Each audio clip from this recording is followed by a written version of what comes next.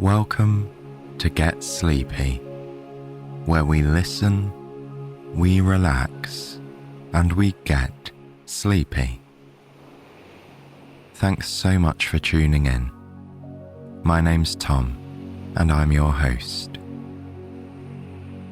Tonight's story, written by Alicia and read by Vanessa, is a follow-up to a previous episode called A Lazy Summer Day in 1982. Decades ago, waking to a heavy storm, we could only find out if school was cancelled by listening to the radio or watching the news on TV. For many of us, there's no fonder memory than the magic of a snow day. And perhaps the greatest gift of any snow day is that it happens spontaneously. Tonight, we'll travel back to the 1980s to experience one of those perfect snow days. We'll follow Heather as she enjoys many special cold weather activities with friends and family. But first, let's just spend a moment ensuring we're calm, settled, and ready for rest. Gently bring your awareness to your breathing, steadily watching and feeling the movement of air in and out of your nostrils and your lungs.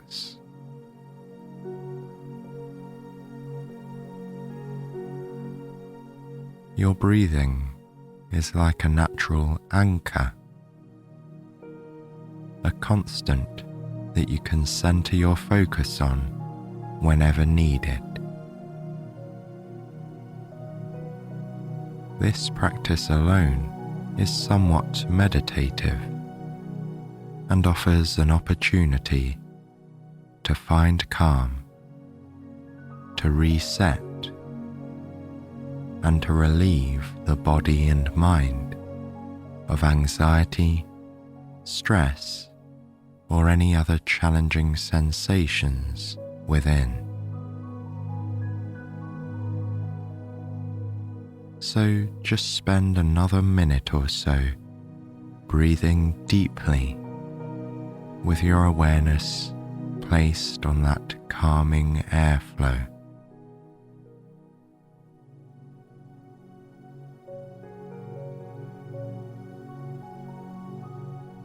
And now, it's time to begin our story.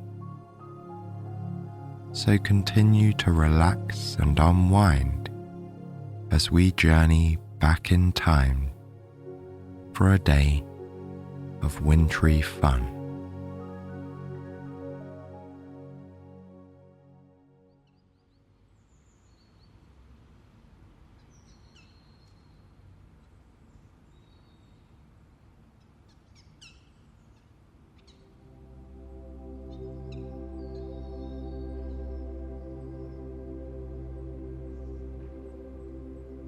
Heather was awakened by her favorite top 40 song playing quietly on the clock radio. As she slowly shook off the grogginess of sleep, she thought how sorry she was that the song turned on when it was almost over. Sure enough, the radio DJ began talking over the last refrains of the music. Mentally adjusting to the idea of getting up, she tried to focus on what day of the week it was.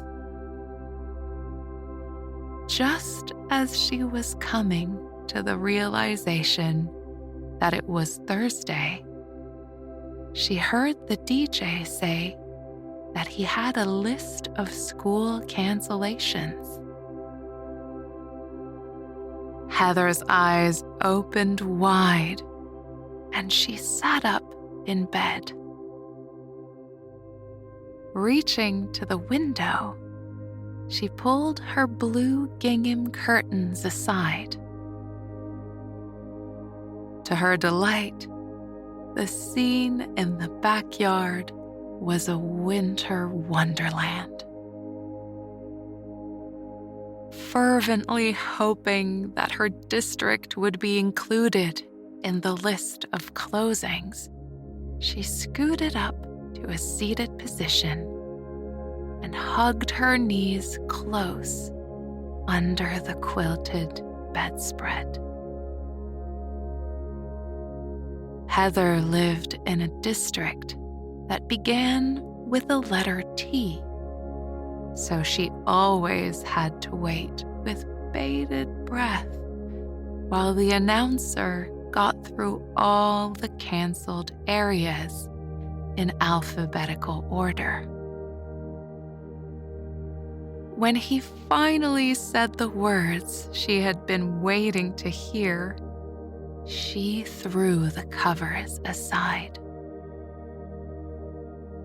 Nestling her feet into her slipper socks, she scuffed across the room and opened the door wide. She crossed the hall.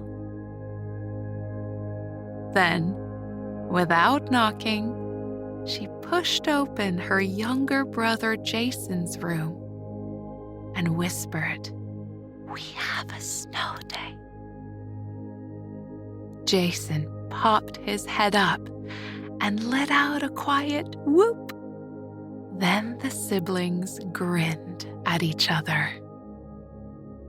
No words needed to pass between them.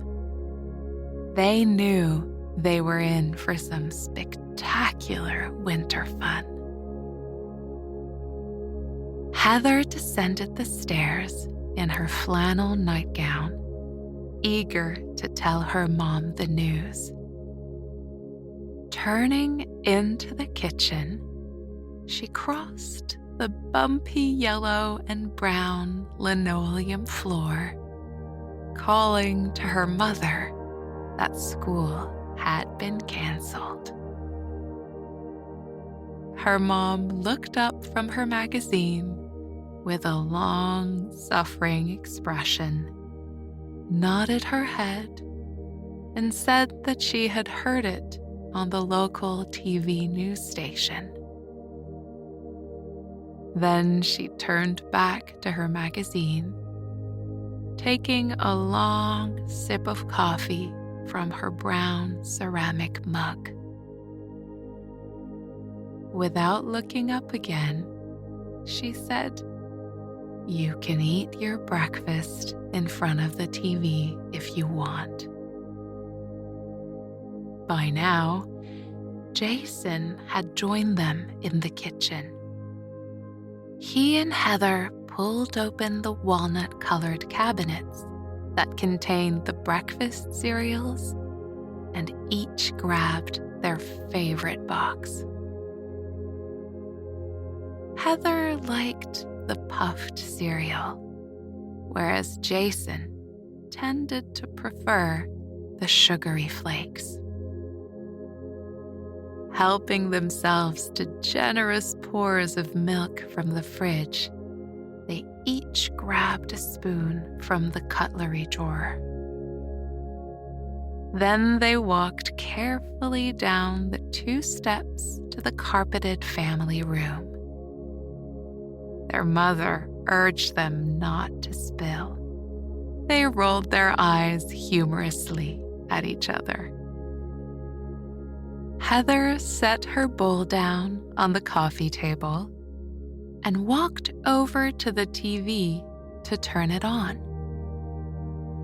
Rotating the dial with a satisfying click, she stopped at a kids' morning show she and Jason used to watch when they were younger.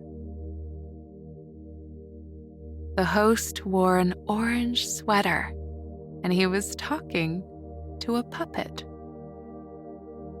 They watched for a moment, but then she kept turning the dial until it landed on a game show.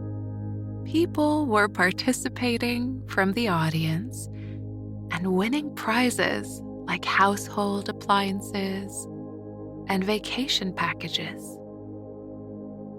Heather didn't usually get to watch game shows until after school, so it felt quite decadent. With the roar of the game show crowd in the background, she spooned her milk and cereal into her mouth while gazing out the window. The entire yard had taken on a shapeless quality, with all the objects buried in mounds of snow. The branches of their maple tree stretched upward into the sky, extending into pale gray light that always came with daytime snowstorms. The flakes were falling heavily, but there was no wind. The result was a lacy coating that delicately stacked up on every branch. When they had finished their cereal, Heather and Jason looked at each other with a grin. They knew they had more exciting things to do than watch TV. Putting their bowls in the sink, they picked up speed and clambered up the carpeted stairs to their bedrooms to put on clothing suitable for sledding. Heather was too old for snow pants. Any 10-year-old worth their salt would be on the sledding hill in jeans, moon boots, and a ski jacket. She knew her mom was going to make her wear a hat. She felt a little uncool doing it, but she would comply. Before she left her room, she pulled on 2 layers of white knee-highs to go inside her boots. They would keep her feet a little warmer. They stood in the tiled entryway of the house, pulling on their boots and donning all their outerwear. Heather took her coat off the hook on the wall and slid both arms into it. She still had a lift tag hanging on the zipper from the time her parents had taken them to a nearby ski slope last year. Looking down, she grabbed the zipper and listened to its familiar zushing sound as she pulled it up, past the rainbow stripe on the torso of the jacket, and closed it at the neck. Once that was done, she reluctantly put on her hat, wrapped the matching scarf around her neck, and retrieved her mittens from her pockets. She watched Jason as he zipped the legs of his snow pants down at the ankle. Peering at her own feet, she confirmed that her jeans were tightly tucked into her boots. She was ready to go. Heather chided herself for always forgetting that you can't really turn a doorknob with your mittens on. Hastily removing hers from one hand, she pulled the door open. She and her brother nearly gasped with delight when the wall of wet, cold air met their faces on the front steps. Their mom had opened the garage and put their flyer sled and the plastic toboggan in the driveway. Carefully descending the front steps, they picked their way over to make their choices for the day. Heather took the yellow rope that pulled the flyer, and Jason grabbed the toboggan. They were off to the sledding hill. They walked in silence, feeling that the trudging of their boots on the fresh snow was a pleasant barrier to conversation. Luckily, nothing needed to be said. Their destination was a familiar one, and they knew that every kid in the neighborhood would be arriving there shortly. Jason's face smiled at her out of the small circle of the drawstring in his hood. Sticking his tongue out, he caught several fat snowflakes. With a look of careful consideration, he pointed out that this would be the perfect type of snow for building a fort. There were already high school kids with snow shovels who were making the rounds. They knocked on doors and were gladly greeted by adults who were happy to pay them a few dollars to shovel their driveways. Some people liked to wait until the storm stopped before they shoveled, but Heather's dad had always said it was better to keep clearing the snow than to let it pile up.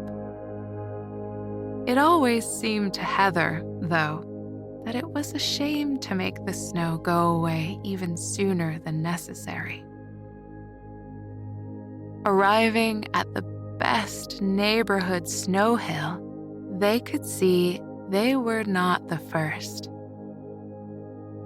Kids ranging in age from about 8 to 16 were in various stages of going up the hill, shouting at their friends from the top, and arriving in a cloud of freezing powder at the bottom. She heard a voice calling her name and turned to see her friend Michelle, who was dragging a plastic saucer sled up the hill behind them. Heather let her friend catch up with her as Jason continued to the top. The snow was still coming down heavily. As they made their way to the crest of the hill, their boots sank deep into the mounds underfoot, which had already grown to be 6 or 8 inches. Heather huffed and puffed. She reflected on how amazing it was that a person could get so warm just from climbing a hill in such cold weather. It was certainly worth the work, though. The hill was wide, and it allowed numerous kids to launch their sleds at once without crowding each other. Heather and Michelle perched their sleds at the top of the incline and then counted backwards. 4, 3, 2, 1. Then they pushed off. Heather steering the wooden flyer with her feet, and Michelle turning and bumping in a less linear path down the slope at her side, curled up in the round plastic saucer. Heather was filled with exhilaration at the speed of her flight downward. The metal runners of her sled cut deeply into the snow, but there was plenty of it to ride on. Too soon, the thrill ended with a long, flat stretch that allowed her sled to come to a gentle stop. Michelle, on the other hand, purposely flung herself in circles, spinning into a bit of a pile nearby when her saucer hit a small drift.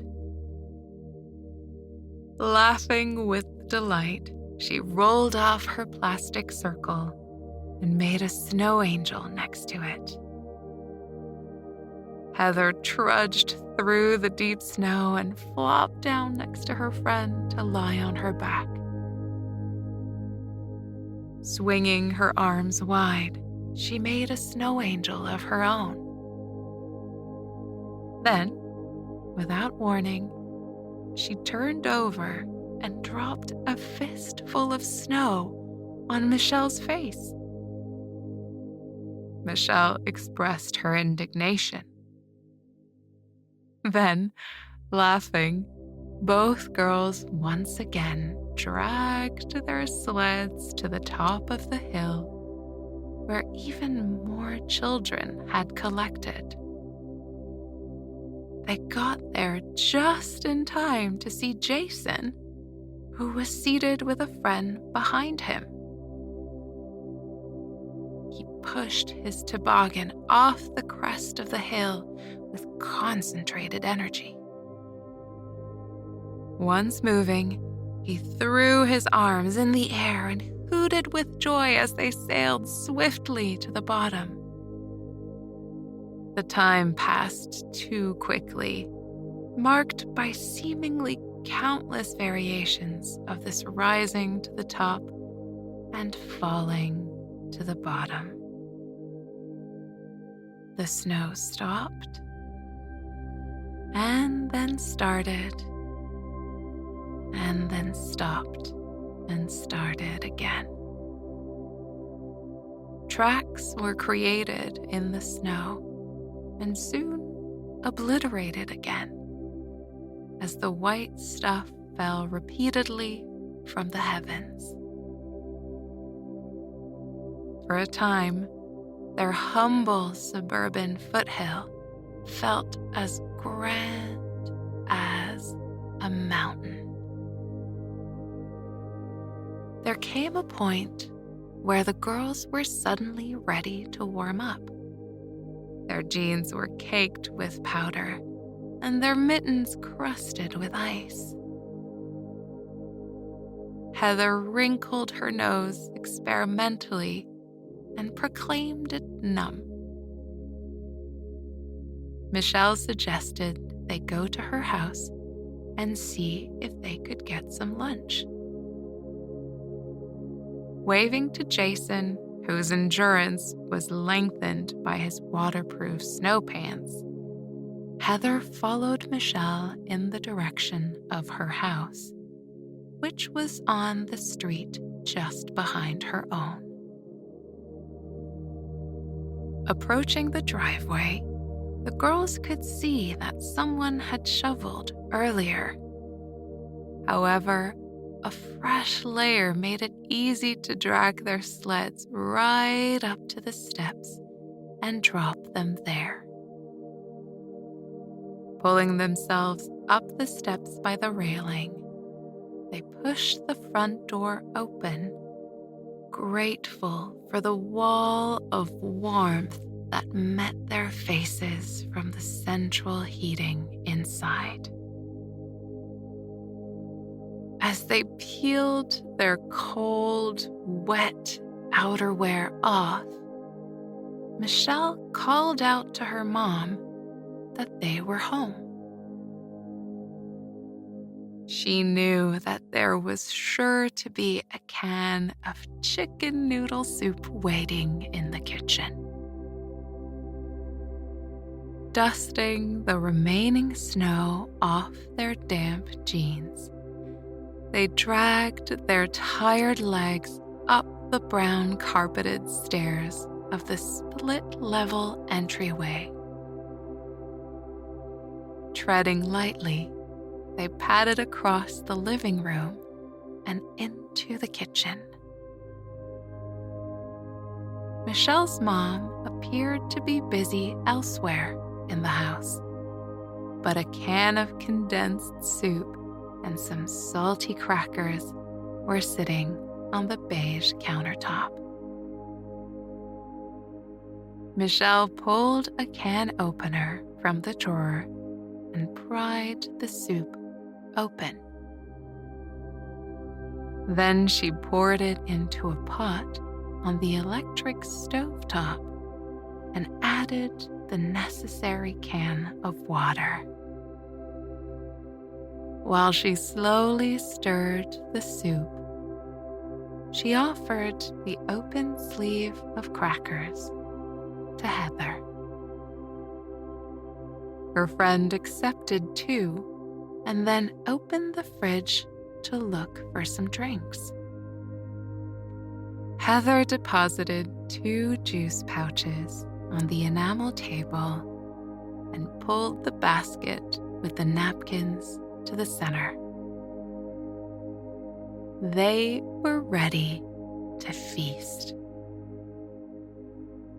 Michelle used a ladle to divide the steaming golden soup between the 2 bowls, adjusting the noodle ratio so that it was even. Then the 2 girls sat together, alternately blowing on their spoons and slurping the long noodles. They laughed at each other when the vapor from the soup thawed their cold noses, briefly bringing on a fit of the sniffles. By the time they had finished their lunches, they were all toasty again and ready for an indoor break. Michelle put the pot and their dishes into the sink. Then they walked across the soft carpeting and down the hallway to her bedroom. Pushing the door open, Michelle pulled a couple of magazines off her desk. Then she switched on her boombox and punched the play button. A mixtape she had made from the radio began to play, with all her favorite songs running into one another. The 2 girls flopped across her bed, each pulling a magazine from the stack. Heather chose one filled with pop music articles. One of her favorite bands was featured on the cover. Michelle, on the other hand, was in a mood to discuss fashion. Her latest preteen magazine featured a smiling girl on the cover who was modeling a matching miniskirt and top. The ensemble had white and magenta stripes, and her leg warmers were the same color of purple. Michelle rose from the bed and walked over to a standing brass mirror in the corner of her room. She paused there and experimentally pulled her long hair over into a side ponytail. Looking at Heather in the reflection, she asked her what she thought of the hairstyle. Heather appeared to consider the question carefully. Then she said, "It looks good, but I also like it when you do a French braid." She rested her chin on her hands and watched as Michelle pushed several chunky plastic bracelets onto her wrist and rattled them about. Then she idly placed them back on the dresser and returned to her magazine. They flipped through the glossy pages, listening to their favorite hits coming out of the speakers on Michelle's desk. Of course, since she had made the cassette by listening to the radio, the beginnings and endings were sometimes cut off, or the DJ was talking. It was just the way mixtapes were. When they had both made it to the end of their magazines, Michelle pulled out her sticker album to show Heather her latest acquisitions from last week's trip to the mall.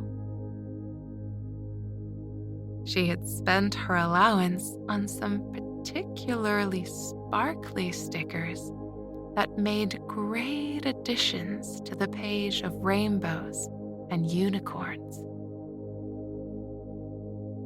One or two of the new stickers were also puffy. Heather couldn't resist lightly poking them with her index finger. Michelle pleaded with her not to ruin her stickers, and they both laughed agreeably and closed the album. Being warm, dry, and full of lunch was making Heather feel ready to return to the snow. She stood up from Michelle's bed and walked to the window, pulling aside the curtains. The storm had stopped for now, and the sun was shining brilliantly on the backyard. Everything from the swing set to the wood pile was covered in what looked like glittering sugar. Drawn by the beauty of the scene outside, Heather told Michelle she was ready to go back out. She suggested they could walk to her house and see which kids they might find along the way. As the girls were putting their coats and boots back on, Michelle's mom appeared with 4 empty plastic bread bags in her hands. If your boots are damp inside, put these on, she suggested. Michelle took the bags somewhat reluctantly and handed 2 of them to Heather. She had to admit that her boots were a tiny bit damp inside, and nobody else would know about the bread bags. They donned the plastic shields and laced up their boots, stepping from foot to foot experimentally. The bags did their job inside the boots, and the girls found their feet remained completely dry. Satisfied that they were ready, they wrapped their scarves around their necks once more and pulled the front door open to greet the sunshine. The 2 of them carefully descended the steps, immersing themselves once again in the invigorating chill. Heather picked up the cord to her sled and headed down the street, dragging it behind her. Michelle didn't bother to bring her saucer with her. She suspected they would find their friends and have some other fun in the snow. They rounded the block, passing a few driveways in various states of snow removal. Some people were outside scraping the ice off their windshields and warming up their cars. Heather shielded her eyes and squinted into the blue sky. She wondered if there would be more snow later, or if this was the end of it. When they got to the bottom of Heather Street, they saw that they had come to the right place. A big group of kids were engaged in excellent teamwork, building rival forts. One of the growing structures was in Heather's yard. Her brother and his friends had created an impressive fortification. Behind it, a few of the neighborhood kids were making a generous pile of snowballs. Not to be outdone, some other kids they knew were making a wall of snow of their own. Using a couple of boxes, they were creating large squares and piling them up in layers. Heather watched as she approached them with her sled in tow. Their method was efficient. 2 kids would fill the box with snow and pack it down hard. Then they would turn it over quickly and remove the box, leaving a snow brick behind. It was brilliant. Heather was distracted by a cry of indignation from Michelle. Turning, she saw that her friend had been hit by a snowball, which now lay in pieces around her. By the laughing that was coming from Jason's fort, she suspected she knew the culprits. Dropping her sled, she made her way over to the rival fort builders, with Michelle on her heels. They would have their revenge. Picking up one of the lopsided snowballs in the arsenal, she wound up and flung it at Jason's hideout. A battle had begun. The snowballs sailed over his wall and elicited a squawk and a laugh from the other side. Within seconds, the air between the 2 yards was filled with snowballs. Kids shouted with glee, sending their projectiles over and around the walls.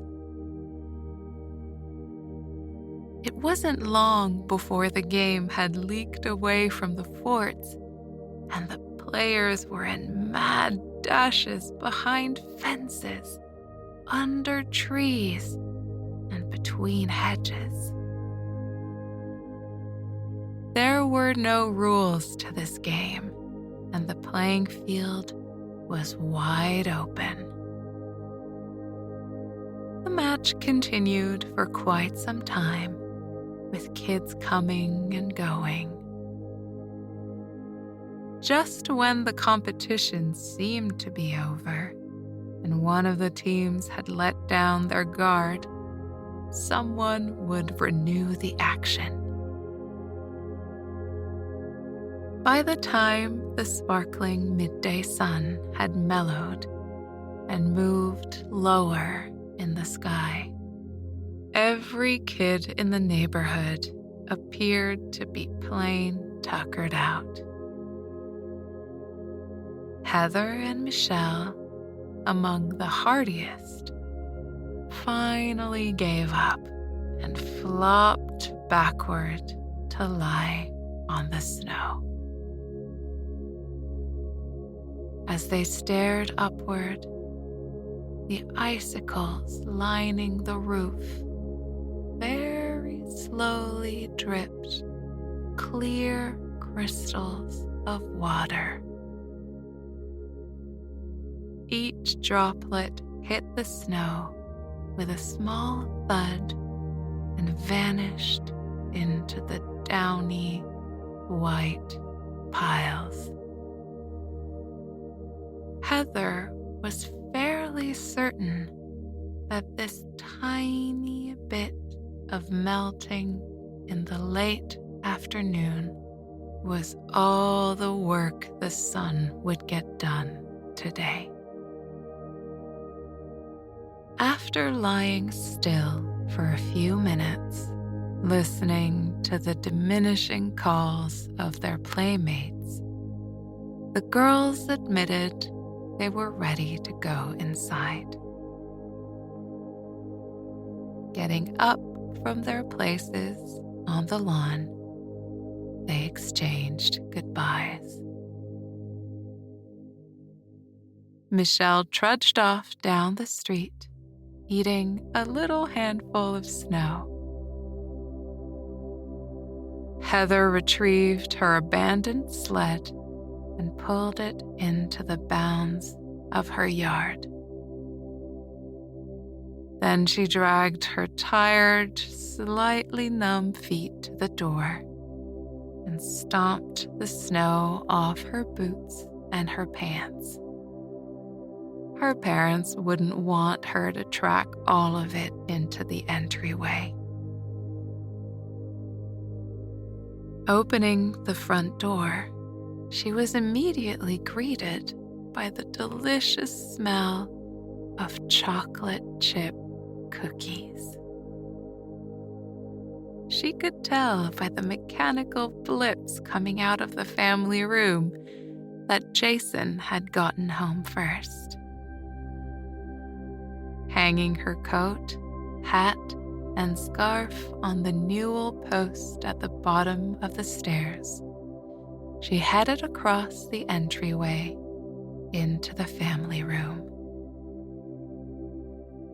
Sure enough, her brother was firmly planted in front of the TV with his controller in hand. In front of him was a small plate of chocolate chip cookies. He reached down and ate one as he waited for the game to start his next level.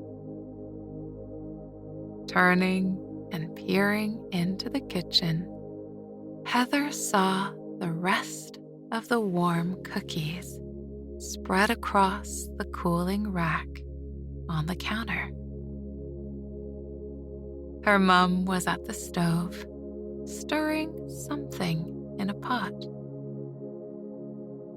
Noticing Heather behind her, she said, "I'm making hot chocolate.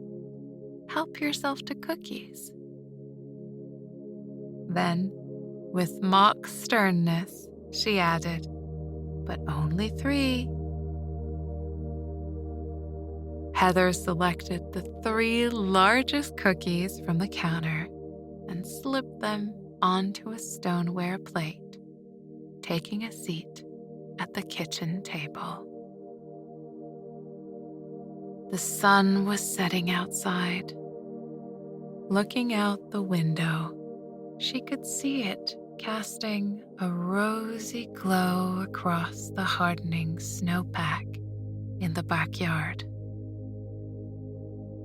The drifts back there were largely undisturbed, except where a squirrel had jumped across. Her mother set a mug in front of her.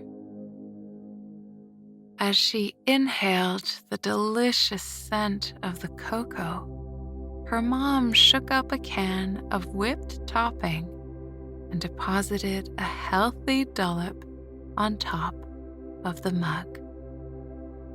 Then she handed her a spoon. While Heather waited for her drink to cool slightly, she turned the mug around, gazing at the cartoon characters that decorated the sides. She'd had that cup as long as she could remember. She blew lightly on her mug and spooned a bit of cocoa and melted whipped cream into her mouth. Looking around the table, she grabbed the insert from the newspaper that had all the TV listings. Flipping open to the right day, she scanned the evening network shows with her finger. Then her eyes lit up. She had completely forgotten that tonight was the annual special airing of one of her favorite movies. It only happened a few times during the year and usually meant special family room privileges during dinner. She called out the good news to Jason, who had appeared in the kitchen to fetch his hot chocolate.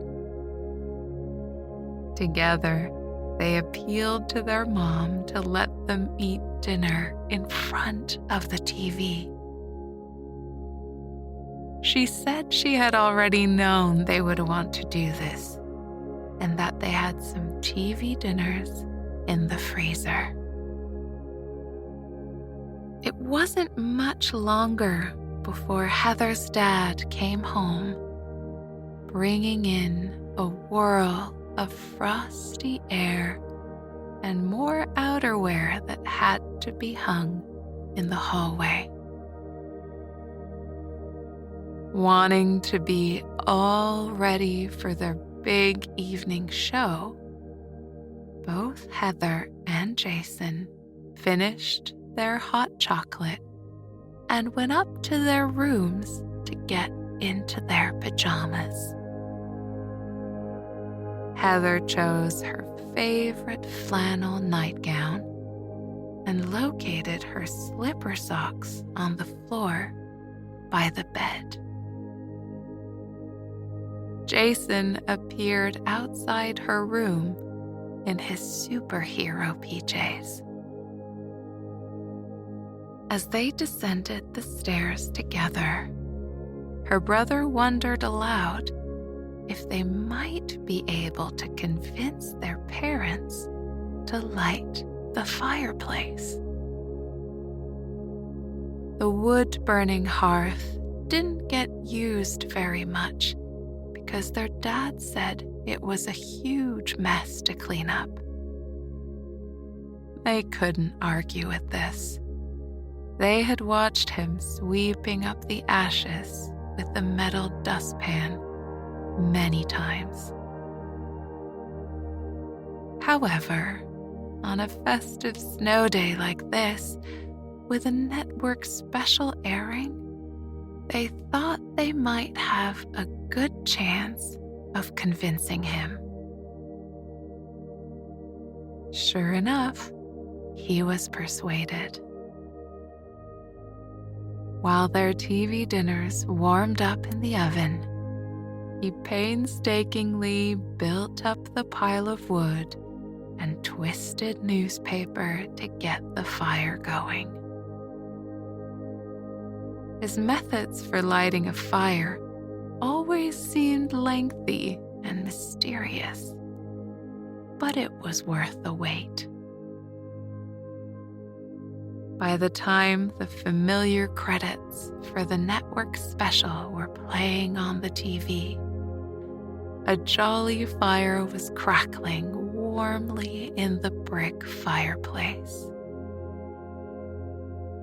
It cast a golden glow over the earth tones of the family room. Shadows danced on the wall. Their mom got them set up on the yellow and brown plaid couch, placing TV trays in front of them she ceremoniously deposited their meals, along with tall glasses of milk. They scanned their compartmentalized meals with anticipation.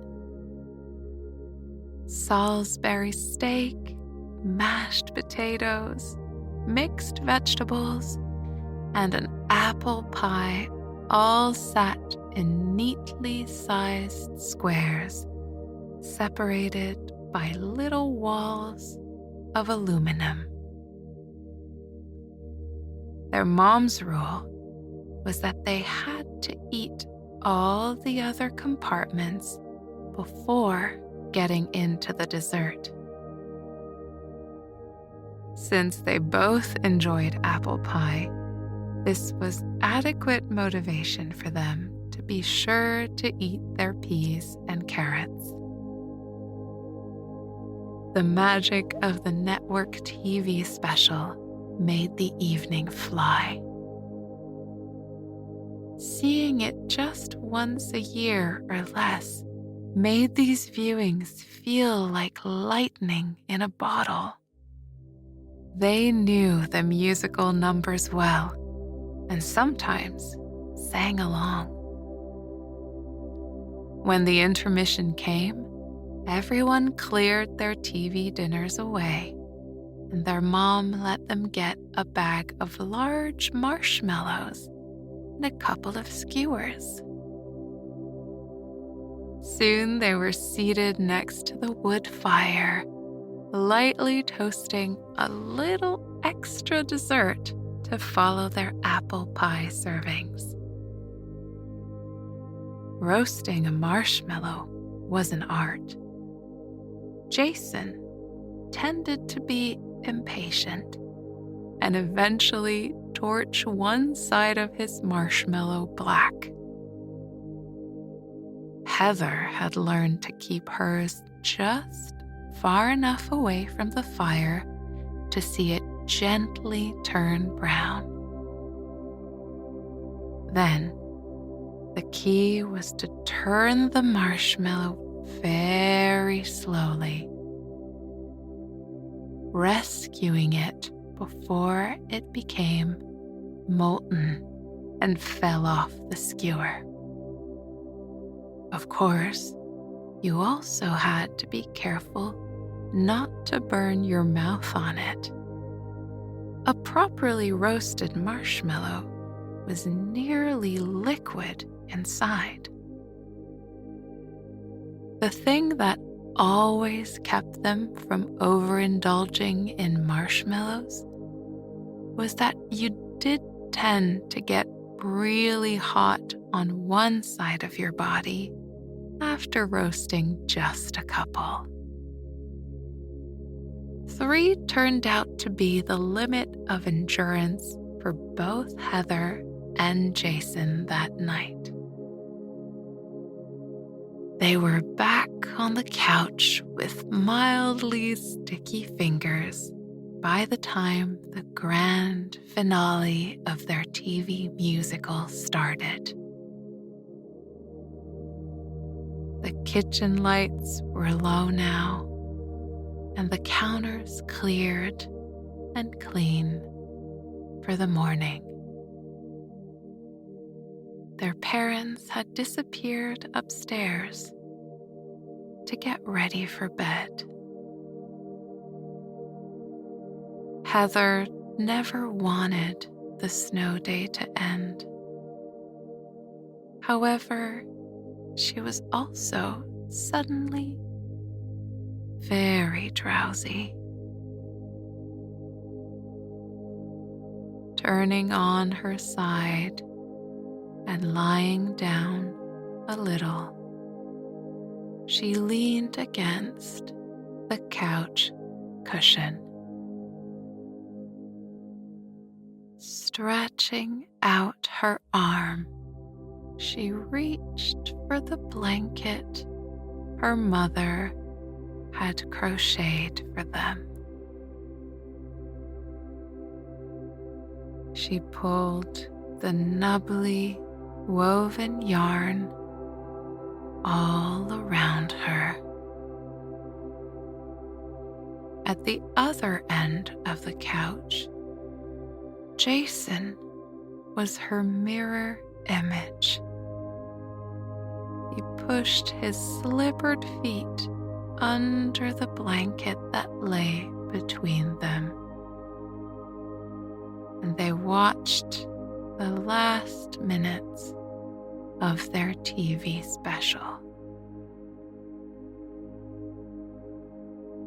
And then the show was over. Their parents called from the stairs that it was time for bed.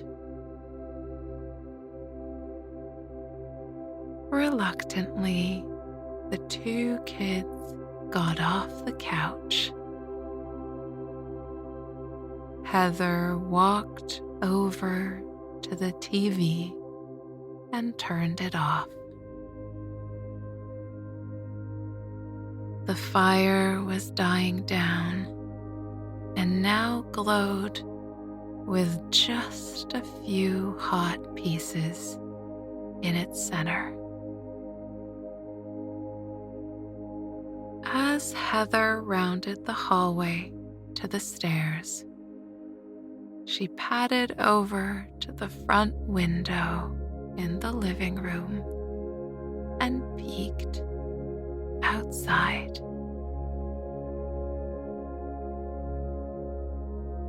The moon was visible above, and the streetlights illuminated an unearthly white landscape. Her neighborhood was unrecognizable, like a moonscape. Scrutinizing the pools of lights under the lamps, she could just make out a thin veil of snow falling again. Knowing that it wasn't completely over was comforting. Smiling at each other, Heather and Jason dragged their heavy feet up the steps to brush their teeth. Leaving her door ajar, Heather pulled back the quilt on her bed and rolled under the covers, tucking them up around her chin. She turned on her side and gazed out the window at the backyard. It was glowing with that pervasive brightness that comes after a snowstorm, when the moonlight is reflected upward. Where the porch light shone on the patio, she could see fat flakes drifting steadily downward into shadow. Smiling happily, she closed her drooping eyes and drifted down, down, down, as if she were still on her sled, sliding as if she were on velvet. She glided gracefully into sleep as she morphed into a dream. She thought perhaps there would be more snow tomorrow.